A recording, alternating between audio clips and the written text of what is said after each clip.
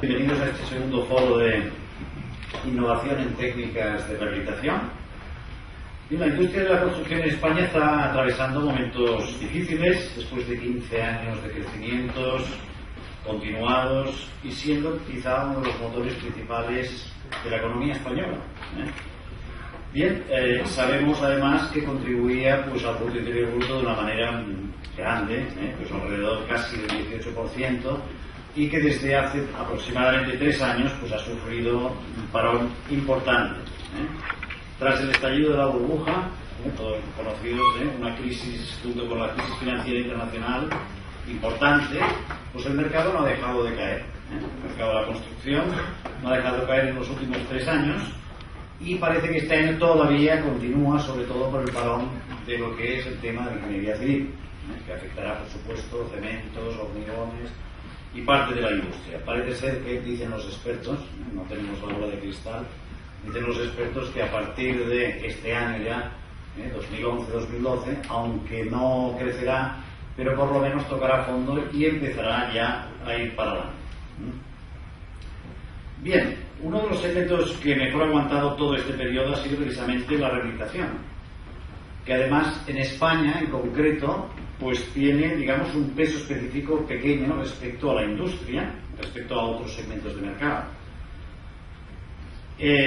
respecto al total de la industria. Entonces, el rehabilitar a veces aquí en España ha sido, pues, no ha estado considerado, se ha comprado antes que rehabilitado, pero será un segmento que va a crecer. Hace falta la rehabilitación, por supuesto, de las infraestructuras públicas, eso no se puede dejar, hay que mantenerlas en buen estado. Y disponemos de ese gran patrimonio histórico que hay que rehabilitar, por supuesto, y que es muy importante y que continuará también dentro de este segmento en la industria.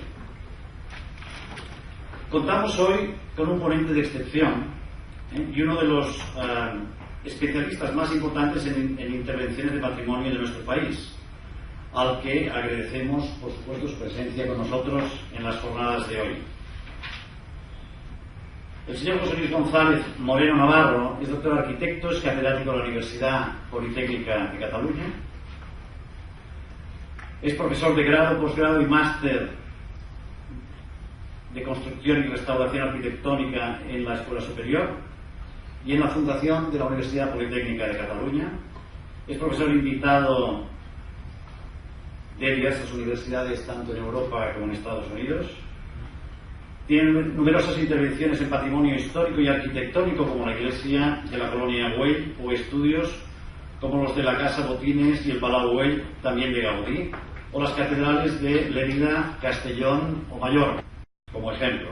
Es autor de numerosos artículos, libros, entre ellos El legado oculto de Vitruvio, Gaudí y la razón constructiva y claves del construir arquitectónico.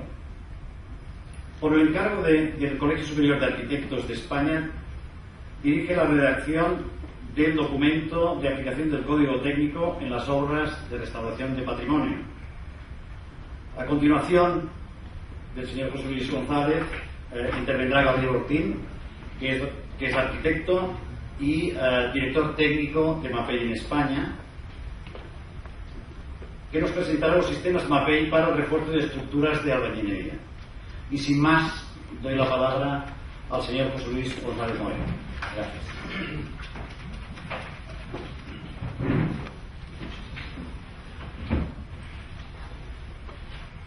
Buenos días.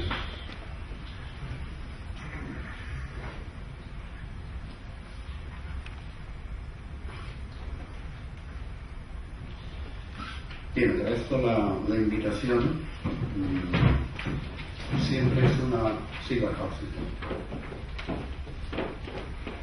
es un tema que conozco, pero siempre hay matices que hay que adaptar a la edición, y siempre una edición de esta es una conferencia como la de hoy, sirven para ir mejorando el material que uno tiene de presentación de estos temas. Y la verdad es que organizando todo el PowerPoint, etcétera, he introducido cosas que las tenía como escondidas, algunas cosas, he renovado otras. Es decir, que ha sido siempre es una labor positiva preparar una conferencia de estas, y yo intento no repetirme nunca, eso me sería un poco aburrido. Entonces, vamos a abordar esta cuestión del Código Técnico, los criterios internacionales para la intervención en estructuras fundamentales patrimoniales. Vamos a hablar sobre todo de los internacionales y no vamos a hablar, por ejemplo, que sería interesante, porque sería para otra, de los italianos, que sería un poco más complicado. Yo seguiré este esquema. Por un lado, vamos a hablar de los criterios internacionales en una primera aproximación sobre estructuras existentes, patrimoniales o no, más bien, no patrimoniales. Una definición urgente, rapidísima y muy sencilla de valor patrimonial. Y luego ya veremos cuáles hay de estas normativas, de estos criterios internacionales que ya están orientados específicamente a los valores patrimoniales, que hay bastantes, como se veía en la presentación. Luego pasaremos a ver el Código Técnico y haremos un contraste. Y la tercera parte, abordaremos la parte que yo creo que es más conflictiva, que es qué estamos haciendo en nuestro país para adaptarnos a lo que por lo menos está ocurriendo a nivel de grandes organizaciones internacionales desde este punto de vista, y académicas también, internacionales, profesionales y académicas, ¿no? Que es cómo nos podemos adaptar a esto. Y este es el recorrido que vamos a hacer ya al final, en la tercera parte. Vamos a empezar por este apartado de intervención en estructuras existentes y vamos a hacer referencia a la ISO, la Organización Internacional de Estandarización, que tiene no voy a citarlas todas, pero tiene estas bases para el diseño de estructuras y evaluación de las estructuras existentes. Esta es una normativa, es una norma que ya, así yo creo de memoria, pero como mínimo en 2001 ya existía. Voy a insistir mucho en el tema del calendario, porque cuando se publica el Código Técnico en el 2006 ya hay muchas cosas escritas. O sea, no es una panzadilla el Código, ni muchísimo menos. Esta es la última versión, la del 2010, pero del 2001 existía, ya lo es. No hace falta retroceder tanto como para ver cuándo empieza, porque eso ya entraríamos en un proceso como historia de las normativas que no es el caso.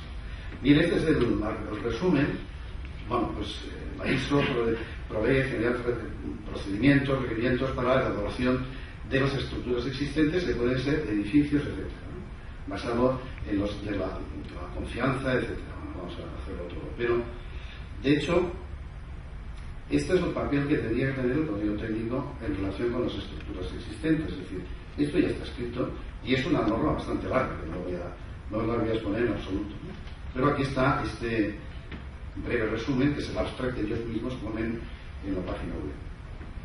Otro grande de los centros de investigación es el CIP, que empezó en Francia en primero y ya tiene ese papel internacional, que también tiene, obviamente, tiene un grupo de trabajo, que es el que vemos aquí en la pantalla, que es el grupo de trabajo 023, que entiende de paredes de carga, las paredes, ¿no?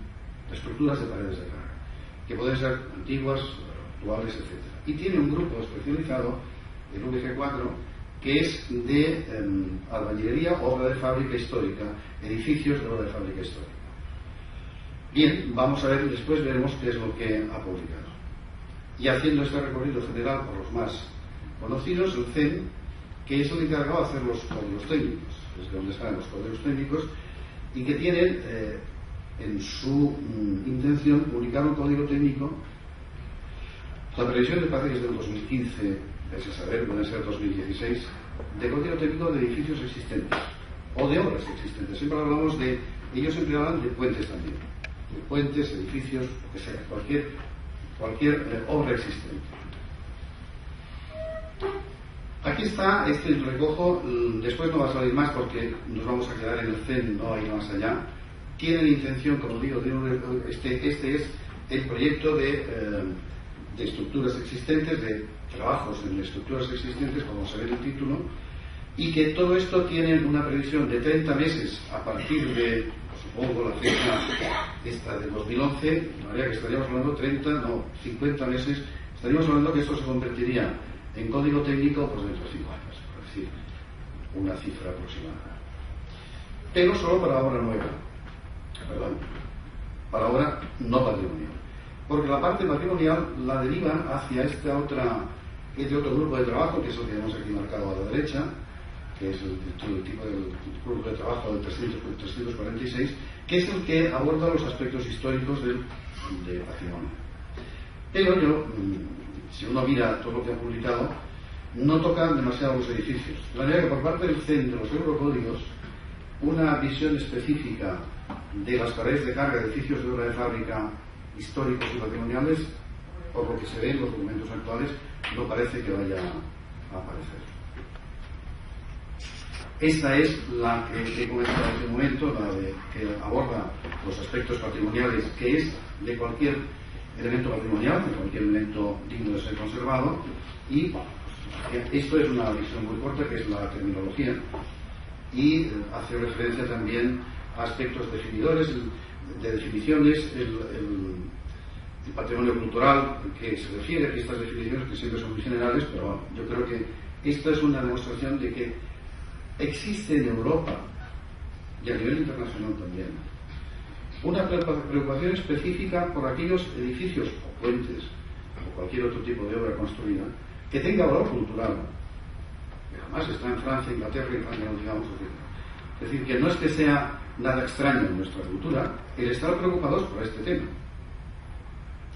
Incluso podríamos decir una entidad tan tecnológica como la que genera toda la estandarización europea, incluidos los europeos. Bien, la definición de valor patrimonial lo voy a eliminar en 2 segundos. Esto lo explicamos en la asignatura que damos del máster universitario de restauración y rehabilitación de edificios, y dentro de los proyectos de restauración que también abordamos, hablamos de los valores instrumentales actuales, que es lo que hace que un edificio sea útil reconvertirlo, ¿no? Pero aquellos que tienen valores documentales que pueden ser arquitectónicos, pero también de cualquier otra cosa. Y recupero un segundo esta imagen que hemos visto de aquí. Cuando habla del patrimonio cultural, viene a decir lo mismo, que es el cuerpo tangible o intangible de lo artístico, simbólico, histórico, social, cultural, científico o técnica, o todo esto con expresiones, lo estaba traduciendo, ¿vale? Expresiones artísticas tal, o expresiones técnicas.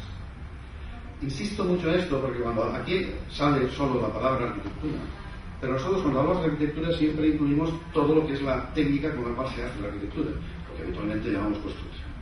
De manera que un valor documental de cómo se construye en el siglo XVIII o en el siglo XIII, por ejemplo, en la catedral gótica, el cómo está construida con sus... Cuando uno se va a Santa María del Mar y empieza a mirar, y dices, ¿tú te atreverías a construirlo? Hombre, con el armado quizás sí. Pero eso de poner piedra sobre piedra y a ver si se aguantan unas a otras, ¿qué es como se está aguantando? Es que eso es una auténtica... Yo, a medida que lo voy explicando, siempre me quedo más maravillado de lo que...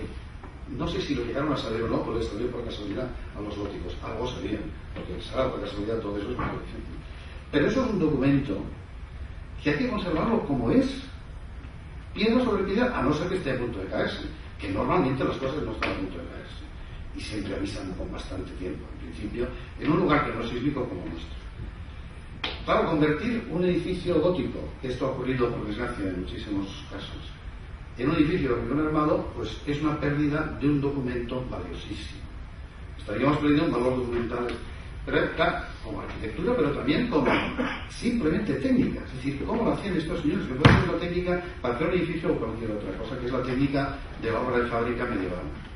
Y luego también están los valores significativos, que son aquellos que consideramos los edificios como parte de nuestro pasado, ¿no? Entonces, me referiría también a la bóveda tabicada, la llamada bóveda catalana, que es que en el mundo nos conocen porque hicimos alguna vez una bóveda fantástica y luego salió Guastavino y llenó todo Estados Unidos de bóvedas, se llaman la Catalan Vault. Claro, una bóveda catalana es una parte de nuestra historia que hay que conservar, es de nuestra identidad. Es decir, no puede ser que las bóvedas tabicadas se conviertan en bóvedas de hormigón, cuando no hay necesidad, obviamente. Bien, para mí estos son los valores históricos y no es un sentimiento que sea mío, sino está perfectamente compartido por todas las entidades estas que hemos visto hasta ahora. Bien, vamos a ver qué precedentes tenemos ya específicos de intervención en estructuras con valores patrimoniales. Bueno, pues hay que hacer referencia a la Carta de Ravelo. La Carta de Ravelo no es muy conocida, porque de hecho ha quedado superada por lo que viene después, pero es importante decir que en 1995, o sea, hace ya unos cuantos años, y 10 años antes de que saliera el Código Técnico, ya se reunieron una serie de expertos, Giorgio Croci, algunos que están por aquí escritos, Antonio González, que casualmente es mi hermano, se reunieron y entonces, no sé si quiero poner medallas, pero Antonio González, lo que sabe de estructuras, lo sabe por mí, vamos, nos repartimos el trabajo, y es el más artista y el más técnico, pero bueno. De manera que yo virtualmente estuve presente en la redacción de esta carta, y el año este año, en 95, ya se decían cosas importantes como esta que dice aquí. No se puede llevar a cabo una intervención estructural de edificios históricos sin un proyecto basado en el enfoque metodológico que se sugiere a la obligación. La disposición y edificación de edificios actualmente vigentes, es decir, las normativas, la traducción es un poco irregular, pero yo la arreglo. Las normativas o edificios actualmente vigentes suelen estar concebidas para construcciones nuevas y no son directamente aplicables a la restauración de estructuras históricas, excepto cuando se pueda demostrar claramente que son compatibles, claro. Bueno, pues yo recuerdo que esto yo lo vengo explicando en la Escuela de Arquitectura, en las clases que doy desde el año 95, desde el año 94, que es cuando empecé a explicar cuestiones de este tipo. Bueno, pues el Código Técnico tardó 10 años en decirlo. Yo recuerdo cuando salió el Código Técnico y dices, bueno, normal, alguien me apoya, ha salido en el BOE, las normas antiguas, las normas actuales no sirven para los edificios antiguos. Ya lo ha dicho el BOE, menos mal. Ya no lo digo yo solo. Bueno, yo solo y la Carta de Ravelo y todos los técnicos que hay detrás. Es decir, que una cosa tan obvia no quedó recogida ni en la BOE. El Código Técnico, digamos, es que la BOE es posterior a este documento. Y dices, hombre, por favor, esto se sabía perfectamente. Yo lo explicaba en la Escuela de Arquitectura. Es un documento que ha salido publicado en revistas. Esto está tomado en la revista Logia, que se ha extendido, no es que sea. Y luego dice, bueno, dices, el proyecto de restauración debe estar basado en una metodología coherente, por ejemplo, en un código metodológico que sustituya al código numérico. De una manera de decir, no hay que calcular, sino que lo que hay que hacer es aplicar el sentido común basado en el conocimiento. Bueno, la metodología pero lo que viene a continuación es la valoración de la seguridad, que es el problema clave de las estructuras, tiene que estar basada en los análisis histórico-críticos, la valoración cualitativa y, por supuesto, los números. Claro, yo no estoy en contra del cálculo de ningún tipo, pero vamos, lo que no puede hacerse es hacerse el cálculo solo. Hay que conocer la historia y la historia enseña muchísimas cosas. Y luego ya conocer el edificio, en fin. Bien, esta es la primera referencia que pongo sobre la mesa. Luego viene Iscarsá. Iscarsá tiene una página web magnífica que la han renovado hace poco y yo la presento porque es la mejor manera de presentar cuestiones sobre el PowerPoint. Luego Iscarsá es la International Scientific Committee on Analysis and Restoration of Structures Architectural Heritage, es decir, Comité Científico Internacional para Análisis y Restauración de las Estructuras del Patrimonio Arquitectónico. Está fundada en los años 96, es decir, justo después de Ravelo se fundó Iscarsá. Yo pertenecí y fui a una de las reuniones al principio, luego ya no he podido seguir. Curiosamente, hoy están reunidos, hoy y mañana están reunidos, que hubiera sido una buena ocasión para estar, y que están en La Habana, en Cuba, y están tratando de ver cuál es el efecto de los huracanes y los terremotos en el patrimonio histórico. Este es el tema que están tratando estos días. Como se ve, es un comité que pertenece a ICOMOS, que es la UNESCO, es decir, podemos decir que es del máximo rango a nivel mundial. Yo tengo la suerte de que Pere Roca, que es socio en muchos casos que estudiamos y que es catedrático de Ingeniería de Caminos en Barcelona, ha sido el presidente de esta comisión durante 3 años. Con lo cual la conoce muy a fondo, me explicaba muchas cosas, es muy interesante. Y es una comisión en la cual están presentes todos los países del mundo, Japón, Ceilán, curiosamente Ceilán, Perú, Estados Unidos, por supuesto, y que es el mundo entero que está aquí, y ha llegado a unas conclusiones que es las que yo os quiero exponer. Entonces estas conclusiones aparecen, está publicado, se puede bajar por internet, yo tengo una traducción más completa, los principios para el análisis, una serie de principios y luego también una serie de guías. Es lo que aquí destaco que están ya aprobadas y que se están renovando poco a poco, se van mejorando, pero de momento lo que vale es el documento aprobado en el 2003. O sea, en el 2003 este documento a nivel de ICOMOS internacional ya existía. Se puede bajar uno, esto es lo bajado en internet. y es la parte primera, que son los principios, pero luego los veremos. En el cursillo del Colegio de Arquitectos, el cursillo sobre restauración arquitectónica, que se hace ya desde hace 33 años, 34, me parece que yo dirigí el del año 2004, y como se ve, la técnica restaurativa del debate pendiente. ¿Qué hacemos con las estructuras históricas? ¿Se sustituyen o se conservan? Este era el tema que yo traje a colación. Y por supuesto, esto lo expliqué, además vinieron gente a explicar los principios, etc. Aquí está la traducción que hicimos en aquel momento. En el año 2004 se repartió a todos los participantes, una traducción que se hizo especialmente en catalán y castellano. Aquí está presente el castellano. Yo la tengo, si a alguien le interesa se la puedo pasar. Yo encantado. Pero bien, ISCARSA como entidad sigue trabajando y está conectado con la International Standards Organization, con la ISO. Y están trabajando en aquella norma que hemos visto, la ISO para edificios existentes, están trabajando para convertirla también en edificios patrimoniales. O sea que la ISO está muy avanzada ya, porque llevan, yo creo que llevan como 3 o 4 años ya trabajando. Y ya el último documento está muy avanzado, tienen que seguir discutiendo, se tienen que reunir para acabar de precisar cuestiones, pero probablemente en un año o dos tendremos ya un ISO que habla de las estructuras patrimoniales.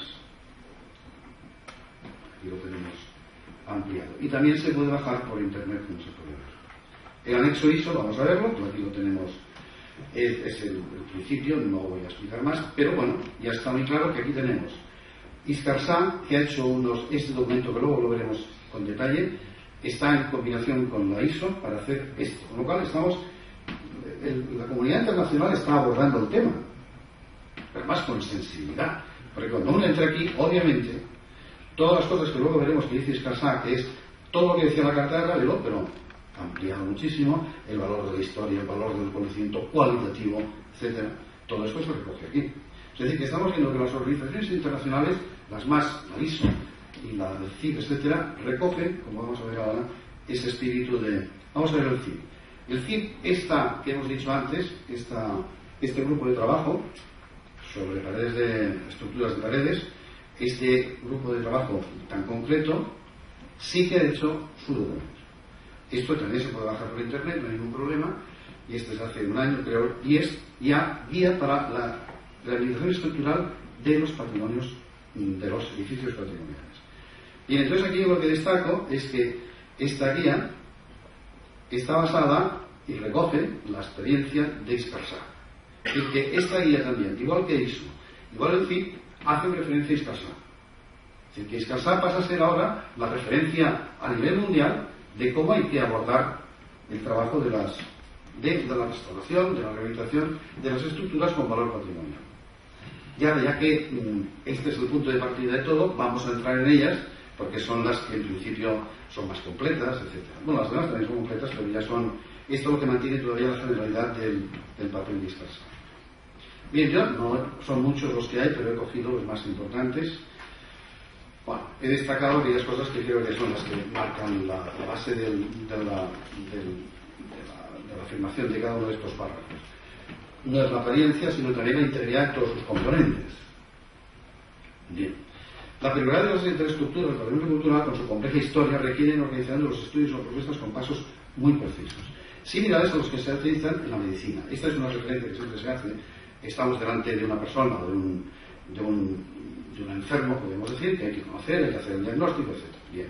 Pero lo importante es que hay que tener una búsqueda de datos y informaciones significativas, la identificación de las causas del daño, el deterioro, la elección de medidas correctoras y el control de la eficacia. Es una cosa que insisten mucho y que es lo más difícil. El control de la eficacia es cuando ya has hecho la reparación, controlar si realmente lo has conseguido. Y eso es bastante más difícil, pero bueno. Más cosas. La práctica de la conservación requiere una comprensión total de las características de las estructuras y los materiales. Es fundamental la información sobre estructuras en su estado original. Es decir, el cómo se construyó es importantísimo y a veces es muy difícil saberlo, por supuesto. Y en los anteriores la intervención, es decir, conocer toda la historia de lo que le ha pasado a aquella estructura es, no sé qué palabra utilizar, pero es absolutamente esencial conocer la historia. Y muchas veces solo con la historia se acaba de entender todo, los problemas que pueda tener, ¿no? Bueno, con lo cual es aproximaciones históricas, cualitativas, y por supuesto números. No estoy en contra ni muchísimo menos. Antes de tomar una decisión, causas del daño, el deterioro, evaluación de la seguridad, observación directa, investigación histórica, va insistiendo. Esto es un documento redactado por muchas personas y que a veces se repiten porque es malo, pues di esto, digo otro, digo de más allá, y a veces es difícil, no responde a un solo autor, con lo cual a veces que se repite un poco, se podría mejorar, pero yo creo que para lo que nos interesa es más que suficiente. Aquí vuelve a insistir en una cosa tan obvia, ¿no? La aplicación de los libros libres de seguridad, el diseño de los edificios nuevos requiere medidas extensivas que nos cargamos del patrimonio, ¿no? Y luego ya entra en las medidas correctoras, es muchísimo más largo, porque estos son los principios que estoy haciendo un resumen. Luego viene ya todo lo que son los criterios de intervención, que son larguísimos. El nivel mínimo, la evaluación de la comprensión, no se tiene que hacer nada sin demostrar que es indispensable. Eso es muy importante, ¿eh? Bueno, yo no quiero hacer ninguna referencia a nadie en concreto, pero muchas veces se hacen las cosas de, hombre, ya que estamos allí, pues seguimos ordenando todas las labores. La elección entre técnicas innovadoras y tradicionales, claro, tiene que ser procesada. Bien, más cosas, compatibilidad, luego la reversibilidad, siempre que se pueda tiene que ser reversible. A veces es difícil, pero siempre se pueda, o el máximo de la reversibilidad.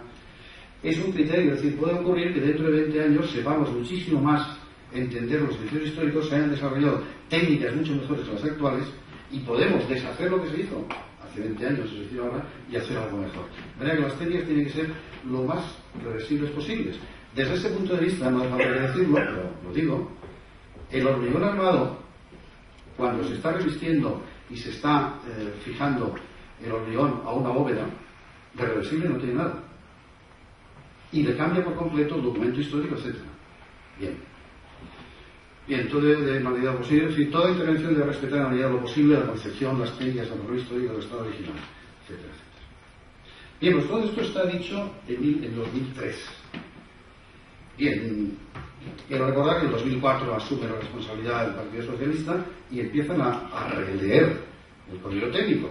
Quizá a los anteriores no les haría tiempo, pero esto ya existe cuando están rehaciendo el código técnico los nuevos redactores. Que quede constante. Claro, cuando llegamos a... Bien, vamos a hacer rápidamente, yo siempre que pueda hago referencia a la Constitución, es decir, no sé si estamos inventando nada nuevo, ¿eh? Los poderes públicos garantizarán la conservación y promoverán el requerimiento del patrimonio histórico tal. Si lo dice la Constitución, ¿eh? A ver, destrozar un edificio histórico es ir en contra de la Constitución.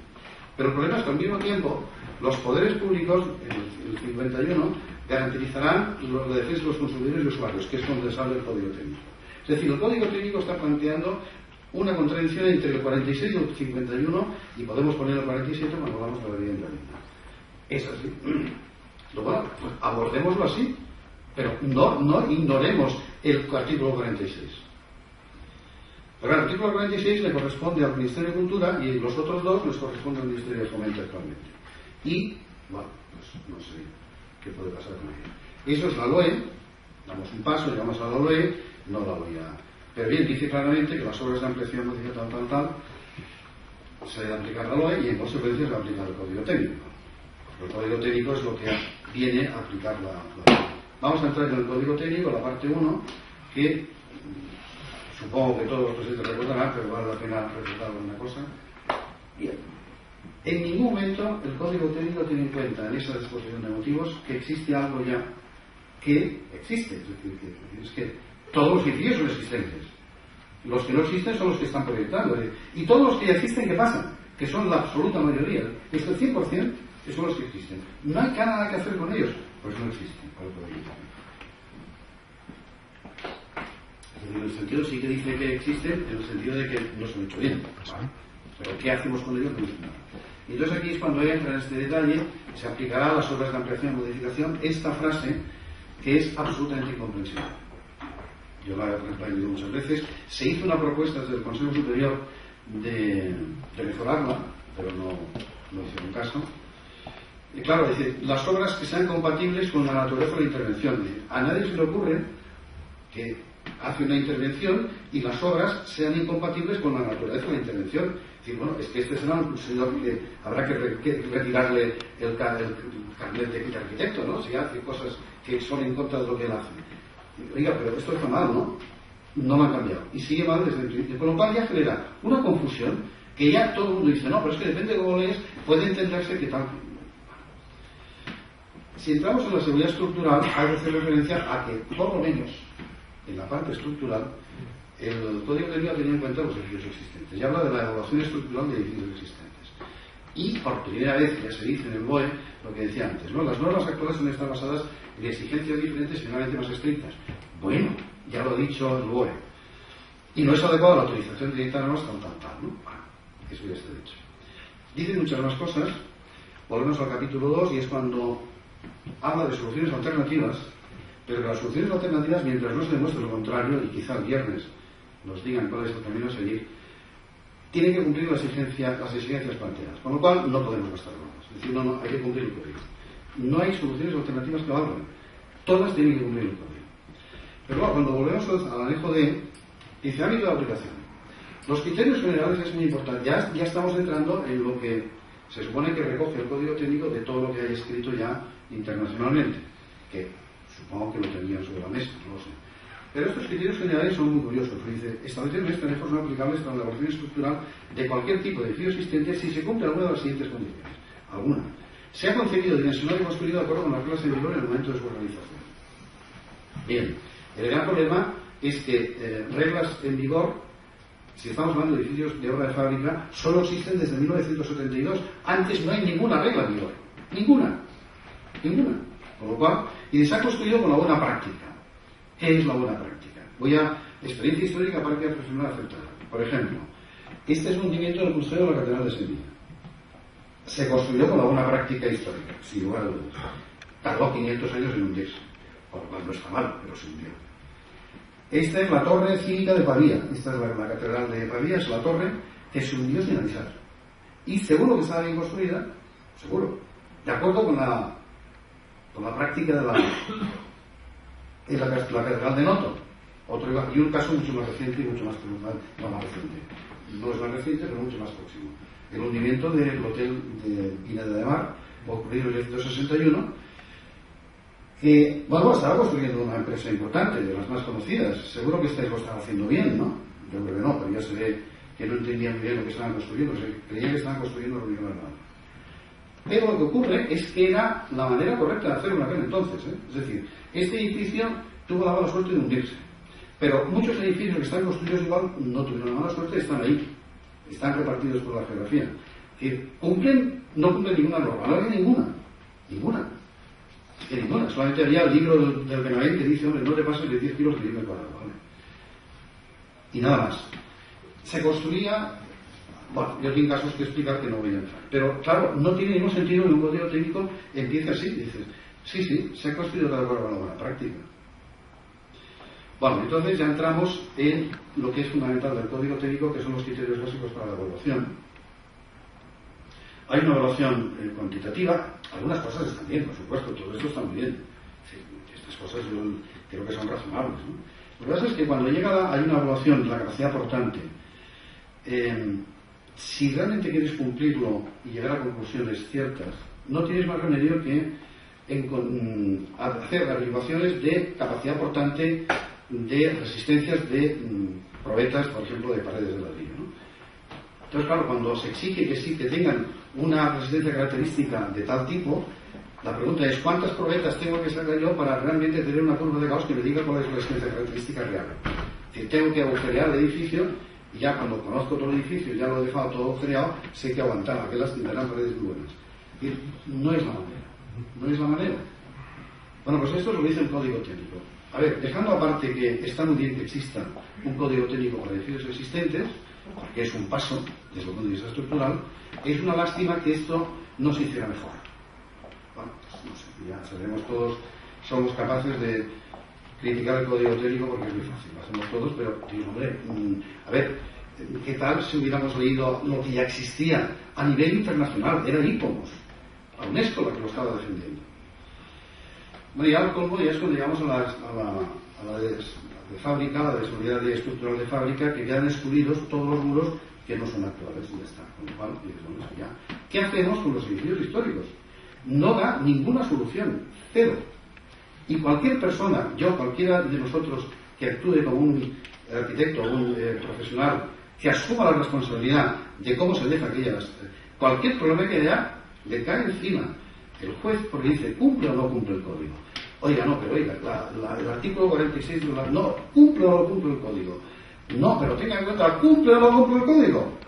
No, pues chilona, depende del trabajo del programa, ¿no? Pero es que es así.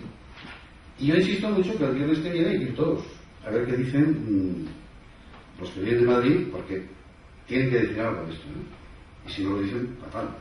Bien, vamos a ver, vamos a ir a la última parte. Iniciativas para la adaptación del código ético a los criterios internacionales.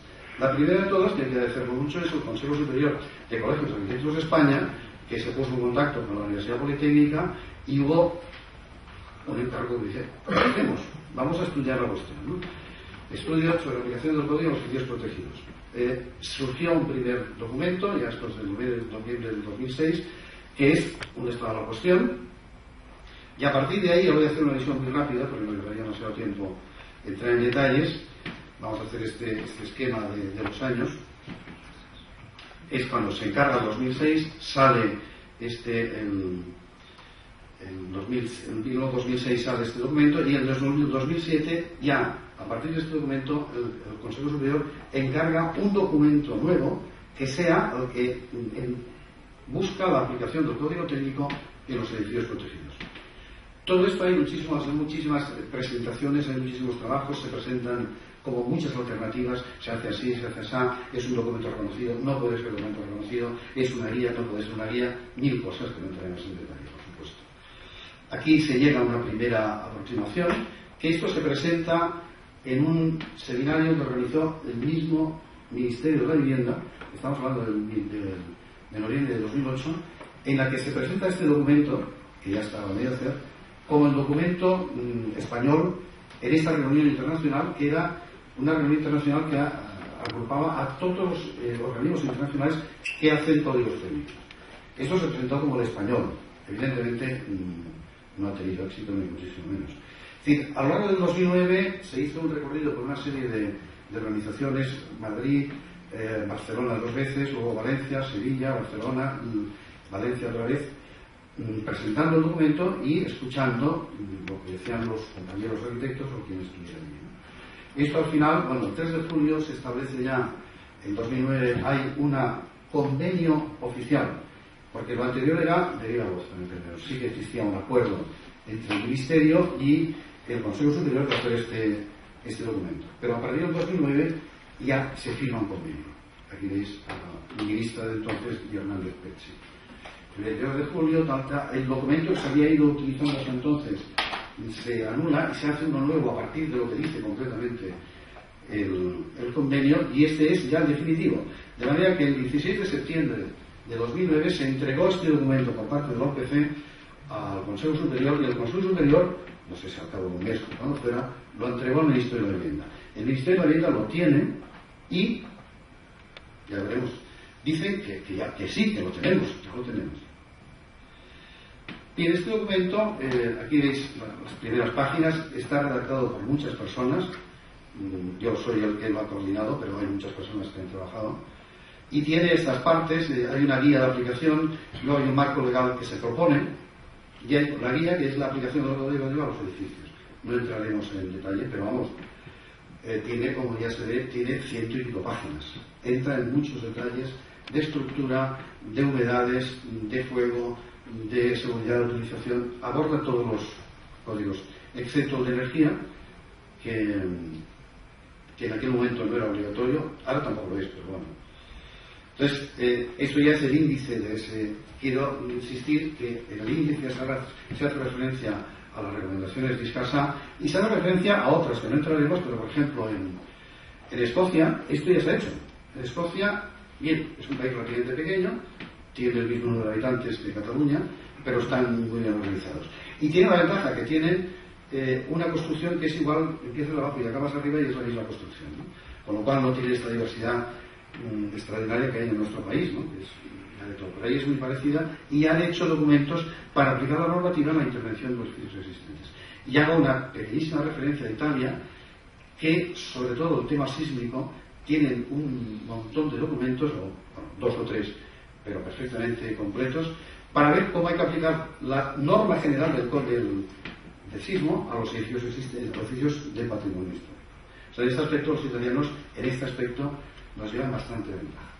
Bien, seguimos al año 2009, los colegios de Andalucía aportan ideas, llegamos al 2010, se presenta en la Diputación aquí en Barcelona, se presenta otra vez en Valencia y ya llegamos, lo que yo creo que para mí es el final de este recorrido, que es cuando se presenta en el Ministerio de Cultura. Hay una sesión en la que asisten todos los representantes, parece que solamente faltaba Baleares, me parece, de todas, porque el Ministerio de Cultura, cualquier cosa que haga, lo ha de hacer siempre con todas las autonomías, porque por eso no tiene, y si lo hace, empiezan a quejarse, ¿no? Entonces, se hizo esta presentación y se llevó a estas conclusiones. Tan intenso de debate, los asistentes llevan las siguientes conclusiones. Acuerdan felicitar al equipo redactor, muy bien, pero lo importante es lo que dice al final, ¿no? En consecuencia, instan al Ministerio de Vivienda para que mediante oportunas adendas o modificaciones del texto legal, que ellos dicen que lo que está escrito en el documento es válido, permitan que el Código Técnico de Edificación pueda ser aplicado en edificios protegidos. Esto es de hace un año, de abril de hace un año. Bueno, han instado al Ministerio de la Vivienda, el Ministerio de la Vivienda ha desaparecido, como todos sabemos, y el documento de momento también. Bien, lo último que se ha abordado en este sentido ha sido el congreso organizado por el Colegio de Organizadores, que no voy a entrar en las conclusiones, pero la conclusión más importante es que hay que mejorar el código, hay que adaptar el código técnico a rehabilitación, no solo a patrimonio, sino a todo. Y destaco la cuestión, dentro del bloque C, que es el que yo coordiné, que participó muchísimos especialistas también, bueno, uno por cada tema, acústica, térmica, etc. Una de las cuestiones que planteamos es la escala de calificación. Es decir, antes comentábamos fuera que, muy bien, no hay que cumplir el código, pero no es ancha Castilla y paga lo que no. Hay que establecer escalas de cumplimiento del código. Igual que la energía, la certificación energética va de la G a la A++, pues podemos hacerlo igual con estructuras o cualquiera de los otros requerimientos. Y esta idea cuajó bastante bien y hace la Asociación de Consultores de Estructuras, y dentro de ellos Ben Baqué y Jorge Blasco, que son los que participaron en el Congreso, han trabajado mucho desde entonces y precisamente yo lo recomiendo que este miércoles hay una conferencia a la cual yo voy a ir seguro, por parte de Jorge Blasco, que hace evaluación de obra existente y ese, bueno, siempre creo que está ahí. Edificios existentes, propuesta para su etiqueta o estructura. Es decir, cómo se hace para organizar algo parecido a lo que es de eficiencia energética, de la G a la A++. No es fácil, obviamente, pero están trabajando en ello. Como consecuencia de aquella iniciativa que hubo en el Congreso de Redactores. El Consejo Superior de Colegios de Arquitectos de España en 2011 no hace nada. Es un equipo diferente del que él promovió y de momento no hace nada. Y ya la situación actual, la conferencia hay que ir el viernes. Y ellos nos explicarán en qué está. Porque ellos tienen todo, cuando digo ellos, el Ministerio de Fomento, la Secretaría de Estado de Vivienda, y por lo que se ve en el programa, van a plantear la cuestión. Esta cuestión ya se planteó en el Congreso del Colegio de Organizadores, porque participó muy directamente uno de los ponentes, Luis Vega. Y el espíritu que existía en octubre por parte del Ministerio de Fomento es que el Código Técnico dejará de ser obligatorio, pero con determinadas condiciones. No es fácil, es una decisión política de un calado brutal. Y lo que van a hacer, no sé, yo no lo sé, y supongo que lo presentarán el viernes. Yo evidentemente voy a estar ahí como un clavo. Y voy a hacer también mis preguntas, ¿no? Es decir, porque están abordando solo rehabilitación no patrimonial. La patrimonial lo están dejando de lado, diciendo, no, es que ya existe el documento del Consejo Superior, pero es que es un documento que habrá que ponerlo al día de acuerdo. O sea, hay que ponerlo al día. Se hizo en el año 2009, han pasado muchas cosas, probablemente el ámbito legal será diferente, pero ellos no lo quieren tocar y eso es lo que, bueno, habrá que preguntar. Bien, yo creo que ya os he dicho lo suficiente. Y esto que sale aquí ponía gracias por su atención. ¿Qué ha salido aquí? O sea, una mano, unos dedos. Yo juro que cuando yo he escrito he puesto gracias por su atención. Lo que pasa es que aquí son dos por los pueblos software diferentes, pues gracias por su atención.